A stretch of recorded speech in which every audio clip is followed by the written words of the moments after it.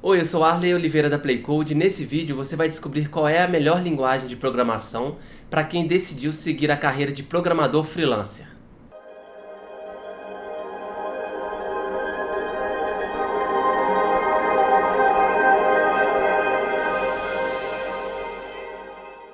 Oi, esse vídeo aqui é a continuação de um outro vídeo que eu gravei recentemente, onde eu explico quais são os fundamentos da computação que são obrigatórios para todo programador.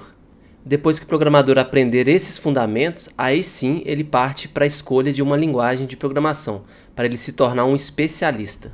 No vídeo anterior, nós também vimos quais são as linguagens de programação indicadas para quem decidiu seguir a carreira como empregado. Eu detalhei os vários tipos de empresas e, de acordo com cada tipo de empresa, eu mostrei quais são as linguagens de programação mais utilizadas. Se você perdeu esse outro vídeo, eu recomendo que você clique no link que está na descrição desse vídeo e depois volte aqui para continuar assistindo esse aqui. Agora vamos continuar a aula aqui onde eu parei, para quem fez a escolha de seguir uma carreira de programador freelancer. Eu não tenho dúvida que a melhor linguagem para trabalhar como freelancer é o PHP. Eu afirmo isso porque grande parte das empresas que contratam um programador freelancer, essas empresas são pequenas ou médias empresas e a principal demanda dela é ajustes no site ou ajustes no comércio eletrônico. Por serem empresas menores, nem sempre elas têm recursos para contratar tecnologias mais caras.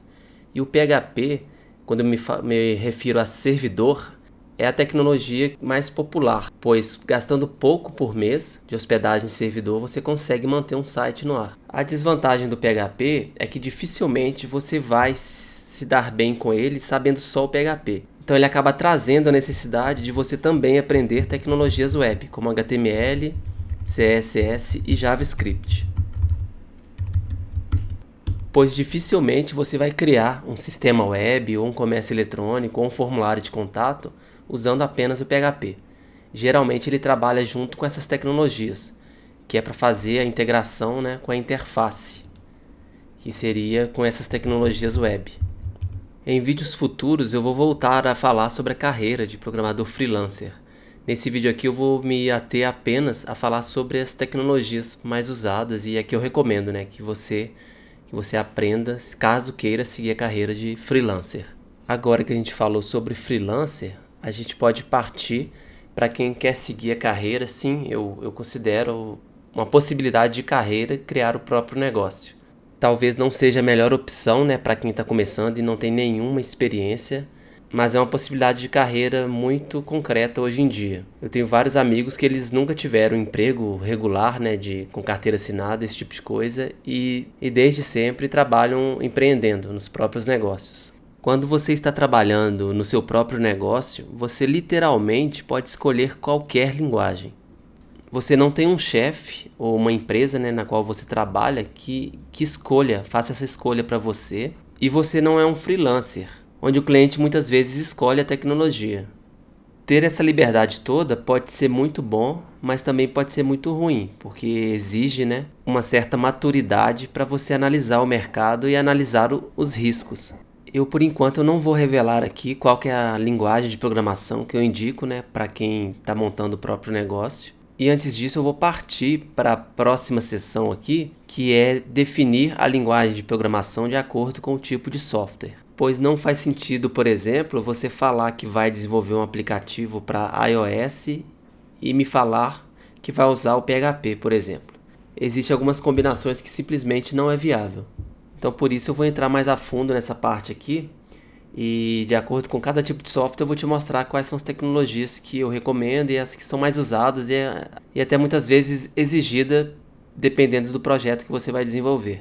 Aqui eu coloquei os 3 tipos de software mais comuns, apesar de existirem outros, como softwares de console, ou seja, aqueles que a gente roda só no terminal, do Linux no caso. Tem a gente também o desktop, que seriam aqueles softwares instalável no estilo do Word, do Excel, que você baixa um arquivo e instala aí no seu computador. Mas eu vou deixar esses 2 tipos de lado e vou focar apenas nesses 3 aqui, que são os mais comuns, hoje em dia principalmente. Quando eu falo de um software web, eu estou falando daquele software que é acessado pelo navegador do usuário. Um bom exemplo é o Facebook. Apesar de muitas pessoas acharem que o Facebook é um site, na verdade ele é um sistema web, né, bem complexo. Um software web é dividido em duas camadas. A camada de interface, também chamada de front-end, e a camada de servidor, também chamada de back-end. Você pode optar em trabalhar em uma camada ou outra, principalmente se você está seguindo a carreira de empregado. Geralmente as equipes dentro das empresas, dentro das fábricas de software, dividem, né? A equipe web eles dividem em programadores que conhecem muito de front-end, né, de interface, e os programadores que conhecem mais de back-end. Trabalho de freelancer também é bem comum. Alguns freelancers, principalmente web designers, trabalharem apenas nessa interface aqui. E muitos deles nem precisam saber realmente assim, programar usando a linguagem de servidor, porque podem usar plataformas prontas, né, como o WordPress, por exemplo. Então, o programador ele domina tecnologias de interface, como HTML e CSS, e usa uma parte dinâmica acessando o banco de dados através do WordPress, que é um sistema de gerenciamento de conteúdo bem simples de usar e configurar. Se você vai montar o próprio negócio e você é o único programador, provavelmente você vai ter que aprender a parte de front-end e back-end. A não ser que você tenha um sócio, você pode dividir com ele. Talvez ele tenha mais afinidade com essa parte de interface.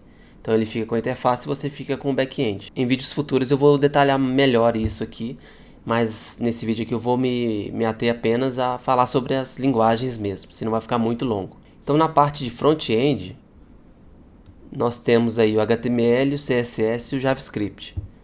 O HTML e o CSS não são considerados linguagens de programação. O JavaScript é considerado sim uma linguagem de script, né? E é uma linguagem de programação bem completa e muito usada hoje em dia. Então, se você vai desenvolver algum software, né, que vai rodar no browser, não tem como você ficar longe dessas tecnologias aqui. Você vai aprender o HTML e CSS, que são bem simples, não tem nada de complicado, e vai aprender também o JavaScript. E um software web também tem toda a parte de servidor, que é a parte do seu código que se conecta a um banco de dados e traz essa informação e joga para a sua interface. Eu coloquei aqui algumas das linguagens de programação mais comuns que são usadas no back-end, mas existem várias outras. Algumas que eu não citei aqui, por exemplo, o próprio Java, o próprio C# junto com o ASP.NET, ele pode ser usado, né, no back-end. E até mesmo o próprio JavaScript, que hoje em dia ele também roda muito bem no back-end, aqui no servidor. Eu particularmente já trabalhei com essas três tecnologias. O Python foi durante um curto período, quando eu trabalhava com Zooplone, uma empresa. Trabalhei com o Ruby, quando eu era sócio de uma startup. É a linguagem com a sintaxe, né, mais clean e a que eu mais gosto, assim. Foi uma das linguagens que eu realmente escolhi aprender. E hoje em dia eu não uso tanto assim. E o PHP, que é a linguagem que eu tenho mais experiência, que eu trabalho até hoje com ela. E que apesar de não ter uma sintaxe muito bonita assim como o Ruby, né? Mas é uma linguagem muito funcional e é uma mão na roda para quem trabalha com desenvolvimento web. Com isso a gente viu aí um overview, né, das principais linguagens para quem trabalha com desenvolvimento web. E agora a gente vai ver aplicativos mobile, ou seja, celulares, smartphones, tablets. Esses aplicativos que estão muito em alta hoje em dia e quase que virou, né, sinônimo de software. O que define qual linguagem de programação você vai usar, geralmente, quando a gente está falando de desenvolvimento mobile, é a plataforma. Se você vai desenvolver para iOS nativamente, ou seja, da forma que a Apple, né, recomenda, você deve usar a linguagem Swift, que é uma linguagem bem nova e que foi criada pela Apple e que recentemente foi liberado o código como open source. Então provavelmente você vai ver essa linguagem em breve sendo usada em outras plataformas além de desenvolvimento para iOS. Ainda tem muita gente que desenvolve usando o Objective-C, que é uma linguagem que veio antes do Swift. Então na verdade o Swift é tão novo que acredito que tem menos projetos em Swift do que projetos em Objective-C, pois o grande legado, né, da Apple foi todo escrito em Objective-C. Mas se fosse para aprender hoje a desenvolver para iOS, eu recomendaria que você já começasse no Swift. Não tem porquê começar no Objective-C. E a propósito é uma linguagem bem feia, assim, a sintaxe dela é bem esquisita, assim. Swift eu já cheguei a dar uma olhada, é bem legal. Se você vai desenvolver para Android, você precisa usar a linguagem Java. E lembrando que essas duas linguagens são orientadas a objeto. Então, além de saber lógica, né, de ter aprendido lá aqueles fundamentos que eu te falei no outro vídeo, você também precisa aprender orientação a objetos. Se você quer desenvolver para iOS e para Android, mas não quer aprender, né, duas linguagens totalmente diferentes, você tem a opção, algumas opções no mercado. Você tem a opção do C#, que tem uma tecnologia que chama Xamarin da Microsoft, que você usando o C# você consegue desenvolver nativamente para iOS e para Android. Tem aí também excelentes opções usando o JavaScript. Eu acho que a que está mais em alta aí, né, são o Ionic e tem também o React Native, que tem mais ou menos 1 ano e pouco aí. Eu estou apostando que vai crescer muito no mercado.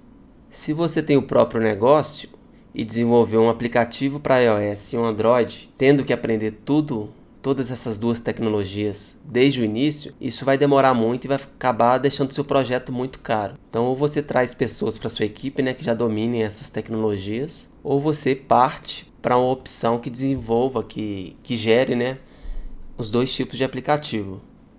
Assim eu concluo essa parte de aplicativos mobile e agora eu vou falar um pouco rapidamente sobre games. Se você quer seguir a carreira de desenvolvedor de games, eu te indico o C#, porque é a tecnologia, a linguagem de programação usada no Unity 3D, que é uma das principais engines aí de games.